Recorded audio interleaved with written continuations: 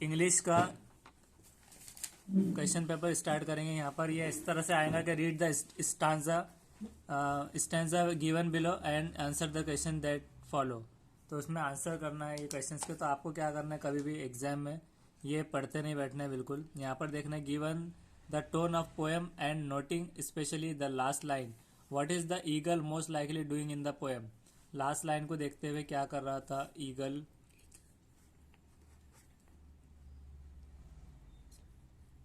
तो dying of old as उसका right answer है, डाइंग ऑफ ओल्ड एज। तो इसे डाइंग ऑफ ओल्ड एज है इसका। Tone of the poem and noting specially last line, मतलब वो क्या कर रहा है कि given the tone of poem, poem की टोन देखते हुए और नोट करते हुए last line like and like a thunderbolt he false.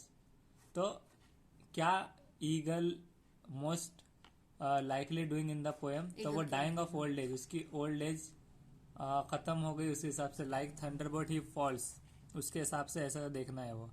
Next है to which of the following does the underline word azure word most likely refer. Azure word यहाँ पर जो है ringed with the azure word he stands. तो इसका मतलब क्या है, the sky, the cliff, forest या नेचर। तो यहाँ पर एज्योर वर्ड का मतलब यहाँ पर आएगा स्काई, मतलब आसमान। तो ये ईगल के ताल्लुक से है और ये आसमान बता रहा है, एज्योर वर्ड ही स्टैंड। उसके बाद है in the second stanza first line, second stanza का फर्स्ट लाइन जो है वो ये है which of the following does the verb crawls refers to. Crawls यहाँ पर जो है उसका मतलब क्या है, क्या मतलब है क्रॉल्स का मतलब क्या होता है। क्रॉल्स, तो यहाँ पर ये सेकंड स्टांजा की जो लाइन है वहां पर है him crawls the wrinkled sea beneath him crawls, wrinkled sea beneath him crawl. तो उसका मतलब ये हो रहा है कि क्लिफ, नहीं वेव्स, वेव्स ये आ रहा वेव्स। हाँ, ये लहरें रेंगने पर मजबूर कर रहे, बूढ़ा हो चुका है इसलिए, तो इस वजह से वो वेव्स यहाँ पर आ रहा है। सनलाइट ऑफ वाटर नहीं, ईगल स्प्रे नहीं है और ईगल इटसेल्फ नहीं है। What does crag imply, crag का मतलब क्या है, क्रैग का आ रहा है क्लिफ, इंसेक्ट बर्ड ये बेबी नहीं है, क्रैग मतलब Cliff.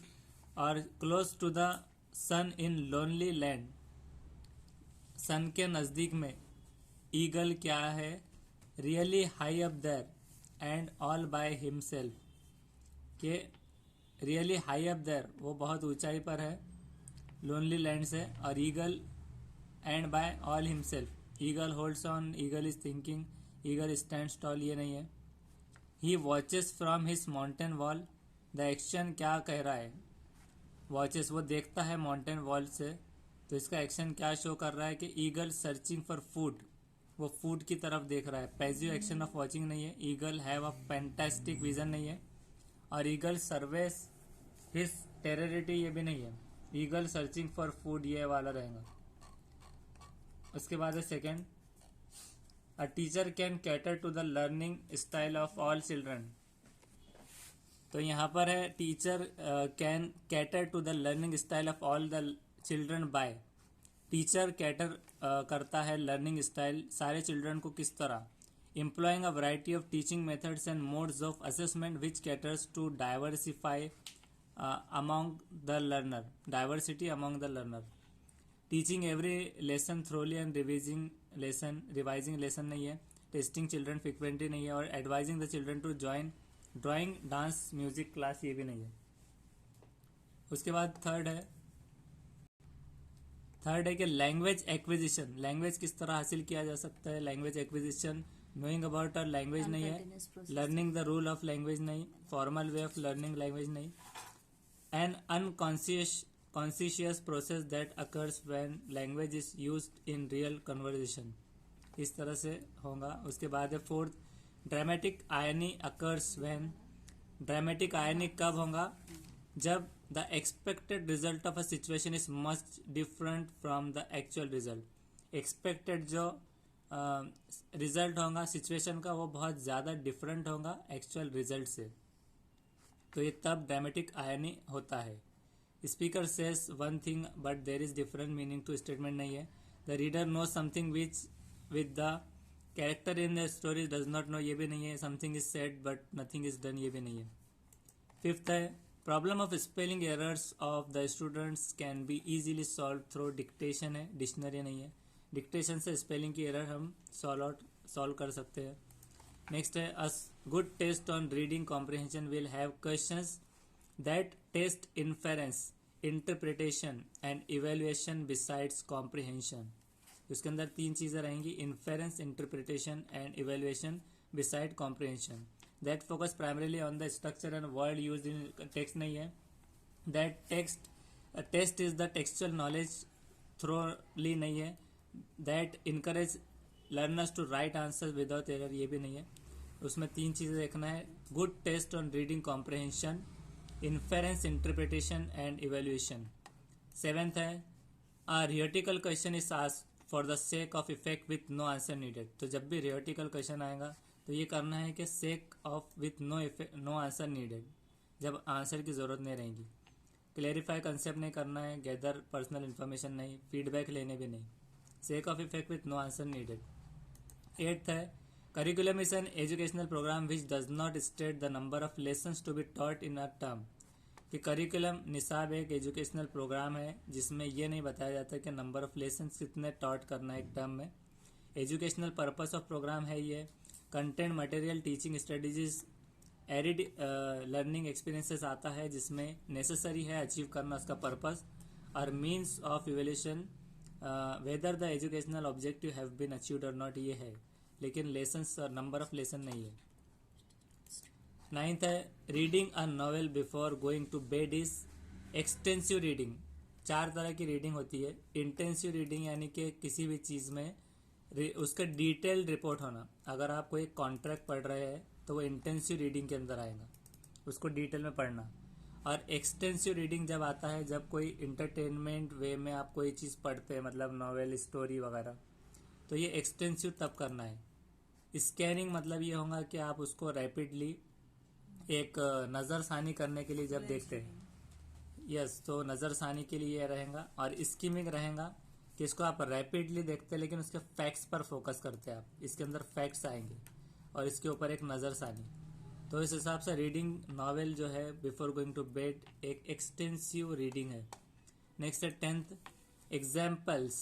Speak louder than language explanation, keep class monotonous, make learning boring, create repetition.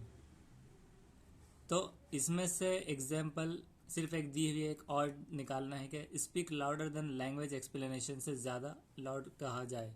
Keep class मॉन्टेनस और मेक लर्निंग बोरिंग, तो लर्निंग बोरिंग नहीं होती. क्रिएट रिपीटिशन, रिपीट करो बोलते हैं, repeat this, make repeated words. Create repetition नहीं होता. Class keep class मॉन्टेनस नहीं होता. Speak louder than language explanation ये हो सकता है. नेक्स्ट है 11th the spoken skills in a language teaching classroom can be developed through enabling activities with a focus on conservation skills leading to communicate competence. मुकाबला जाती communication करना skill पर focus करना, कन्वर्जेशन स्किल पर enable करना activities. Group activity नहीं रहेंगी यहाँ पर जहाँ पर लर्नर टॉक करेगा एक दूसरे से लैंग्वेज. इमोशनली कनेक्टिंग भी नहीं है और इंगेज होना स्मॉल टास्क पे कॉन्फिडेंस और एग्रेसिव लर्नर में ये भी नहीं है. तो 11th का enabling activities and focus conversation ये सही है. 12th है pre reading task are meant for. Pre reading मतलब रीड करने से पहले प्री रीडिंग टास्क ये क्या होते हैं? Giving the meaning of difficult words and phrases, कुछ मुश्किल अल्फाजों की और फ्रेसेस की मीनिंग उसमें दी जाती है. Evaluating the reading skill of learner नहीं है.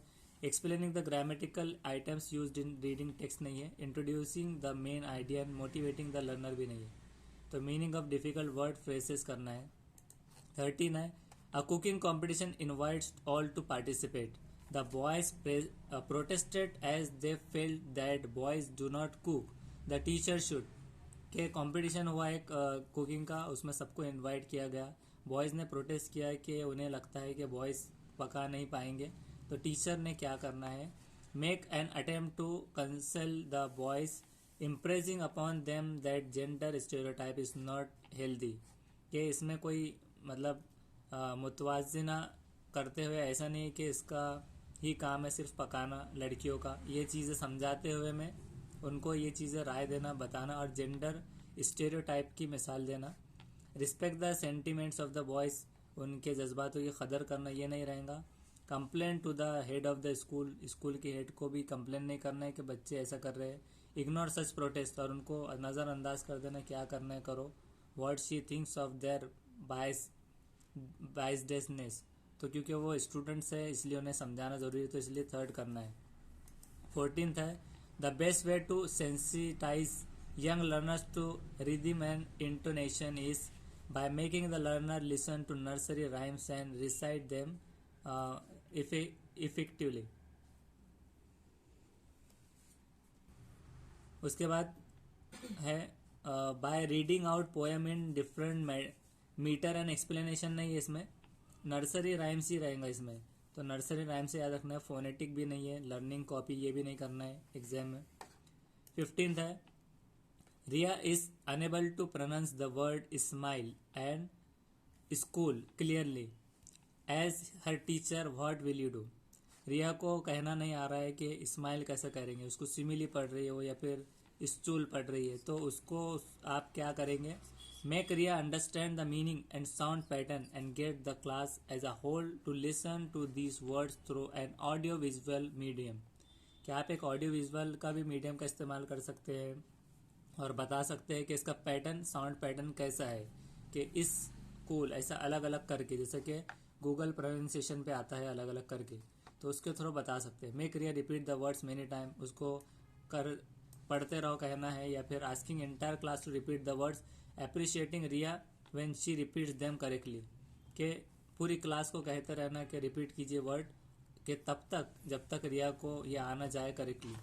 Humiliate Riya by isolating her and asking her to repeat that word, कि उसकी मतलब ह्यूमिलेट किया जाए और उसको आइसोलेट किया जाए कि उसको रिपीट किया करे वर्ड, तो ये 4th वन करना है। नेक्स्ट है 16, teachers should motivate their students to both A and B, learn at their own pace, develop habit of self learning. Learn self dependence नहीं है इसमें, बस दोनों है बाकी के। नेक्स्ट है 17, the phonic method is also called syllabic method. Phonic method को सिलेबिक मेथड कहते हैं, और फोनिक जुड़ा है साउंड से। वर्ड मेथड स्टोरी या सेंटेंस मेथड नहीं है, सिलेबिक मेथड करना है। नेक्स्ट है 18, child's language development can be improve by paying attention to all of the above, active listening, vocal inflections and intonations, interaction with parents and peers. 19th है the use of internet is environment friendly as it decreases the amount of paper used in the classroom. It saves electricity नहीं है internet का, promotes learning in short time भी नहीं है, increases global knowledge, तो ये आपका जहन इसमें जा सकता है एग्जाम में, increases global knowledge ये नहीं है। decreases the amount of paper, सबसे अच्छा उसका एक environment friendly होने की वजह से ये है कि वो amount of paper use, जिससे सेव हम कर सकते हैं trees। नेक्स्ट है 20, Formative assessment is all of the above, diverse in form, non-threatening and supportive, remedial। 21 है Hearing is a skill where you use your ears only। सुनना एक skill है, एक महारत है जहाँ पर आपके कानों का इस्तेमाल करते हैं। डिफरेंट सेंसेस नहीं है, ब्रेन का इस्तेमाल भी नहीं होगा यहाँ पर, आइस और ईयर्स दोनों भी नहीं, ये कंफ्यूज करने के लिए है कि सुनने की महारत में सिर्फ कान का इस्तेमाल आपको ज़्यादातर करना होगा। डिफरेंट सेंसेस और ब्रेन लग सकता है कि दिमाग में जब जाएगा, जब उसके बाद ही वो समझ में आएगा, लेकिन यहाँ पर अंडरस्टैंडिंग नहीं, सिर्फ हियरिंग है, इस वजह से। नेक्स्ट है 22, grouping according to sound and meaning is called phonetic. जैसे हमने कहा था साउंड फोनेटिक से जुड़ा हुआ है, तो जब भी फोनेटिक, और फोनेटिक का दूसरा नाम सिलेबी उसका दूसरा नाम, तो ग्रुपिंग अकॉर्डिंग टू साउंड और मीनिंग क्या होगा, semantic, sound and meaning semantic रहेगा, लेक्सिकल सेमेंटिक नहीं है। फोनेटिक एंड स्ट्रक्चरल यहाँ आप कंफ्यूज हो सकते हैं एग्जाम में, क्योंकि फोनेटिक यहाँ पर आ गया, लेकिन मीनिंग का सेमेंटिक करना है। नेक्स्ट है 23, listening skill includes. Listening skill में क्या आता है, comprehension of aural input, identification of relevant and irrelevant information, ये दोनों आते हैं। 24th है polite conversation includes taking turns, staying on topics, participation. जब एक कन्वर्जेशन होता है पोलाइटली तो टेकिंग टर्न्स मतलब इसकी बारी उसकी बारी, मतलब बहस मुबाहिसा नहीं हो रहा, पोलाइट कन्वर्जेशन हो रहा है। बहस है तो सब अपनी अपनी बोलते रहेंगे, वहाँ पर कोई टर्न नहीं आएगा। स्टेइंग ऑन टॉपिक, टॉपिक पर बरकरार रहेंगे, टॉपिक से बाहर हटकर बात नहीं होगी। पार्टिसिपेशन रहेगा, all of the above. Next है आ सिमिली इज, सिमिली क्या है?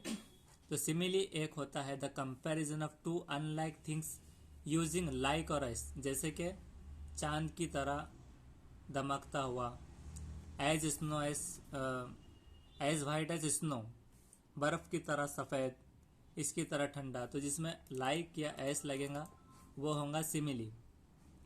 The use of a word to imitate the sound it describes, नकल ये नहीं रहेगा। It direct comparison of two unlike thing भी नहीं है। The rhyming of words within a line of poetry, ये भी नहीं है। तो ये रहेगा simile, comparison of two unlike things using like or S.